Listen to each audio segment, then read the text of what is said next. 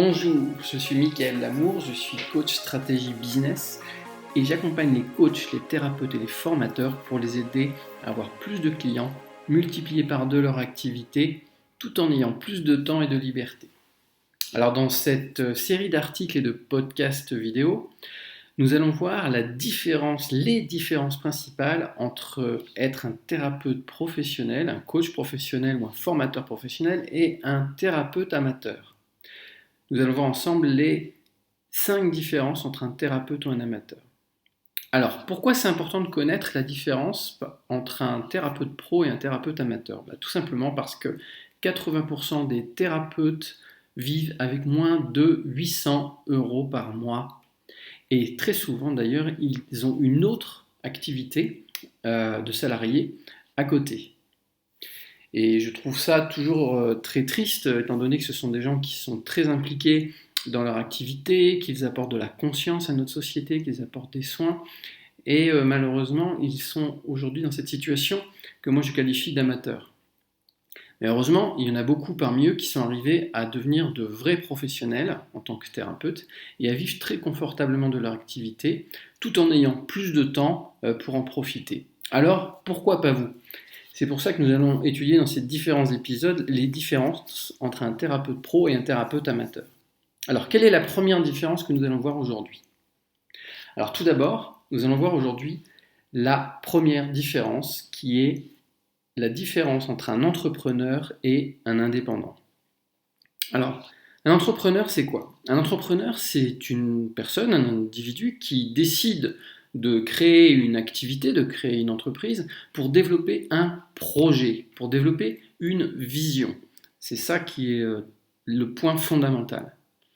Un projet, c'est quoi ? Un projet, cela se détermine souvent par une vision claire, mais ça se détermine aussi par des éléments spécifiques que l'on peut mesurer, des éléments qui sont accessibles à vous, des éléments qui sont aussi réalistes et qui sont définis dans une échelle de temps. Voilà, c'est sans ça le fameux objectif SMART que vous connaissez sûrement, donc spécifique, mesurable, accessible, réaliste dans un timing. Voilà, un entrepreneur, c'est quelqu'un qui sait où il va par rapport à ça.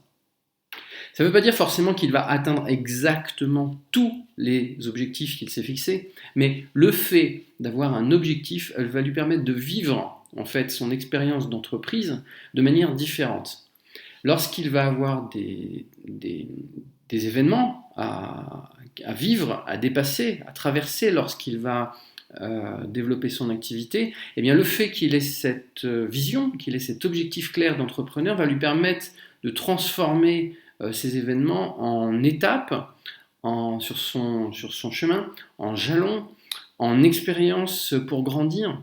Alors que si un entrepreneur n'a pas cette vision ou ce projet d'entreprise, eh bien tous les événements difficiles deviennent en fait des obstacles, deviennent des échecs. Alors qu'en fait, avec un projet, ça devient des étapes vers ce projet. Alors qu'est-ce que c'est qu'un indépendant en comparaison avec un entrepreneur ? Un indépendant, c'est quelqu'un qui a décidé de créer une activité pour ne pas avoir de patron. Ou alors, je veux dire autrement, pour être son propre patron. Mais qu'est-ce que ça veut dire concrètement ? Créer une activité pour ne pas avoir de patron ou être son propre patron, c'est en fait créer une activité dans un non. En termes d'énergie, c'est envoyer à l'univers un message de non. Non, je ne veux pas avoir de patron. Non, je ne veux pas avoir de contraintes. Et donc, non, vous ne développerez pas votre activité dans cette énergie-là. Cela ne peut pas fonctionner. La différence principale entre un thérapeute professionnel et un thérapeute amateur, c'est est-ce que c'est un thérapeute qui a décidé d'être entrepreneur, d'avoir une entreprise, ou est-ce que c'est un thérapeute qui a juste créé une activité pour être indépendant, en opposition, dans un conflit en fait avec la vie qu'il avait auparavant. Donc si vous souhaitez devenir un entrepreneur thérapeute, il vous faut donc une vision claire de votre activité, un projet. Alors pour cela, vous pouvez faire un petit exercice, c'est vous pouvez vous demander, dans l'idéal, comment est-ce que vous voyez votre activité une fois que vous aurez réussi ?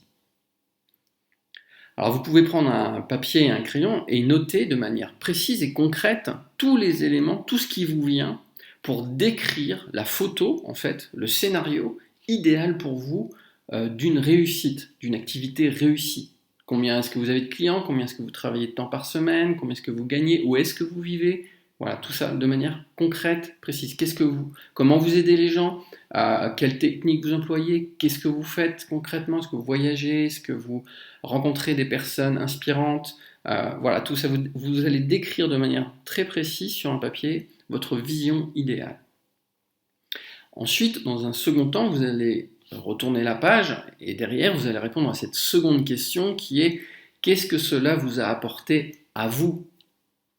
Quelle est la valeur la plus importante que vous allez vivre grâce à cette réussite ? Voilà.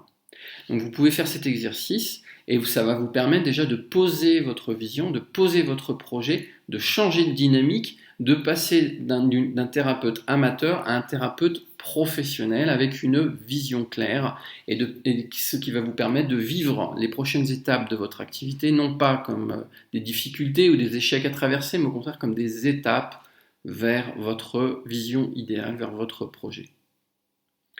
Alors dans les prochains épisodes de ce blog, de ce podcast, nous allons voir les autres différences qui font un thérapeute professionnel ou un thérapeute amateur. Et je vous dis à très bientôt.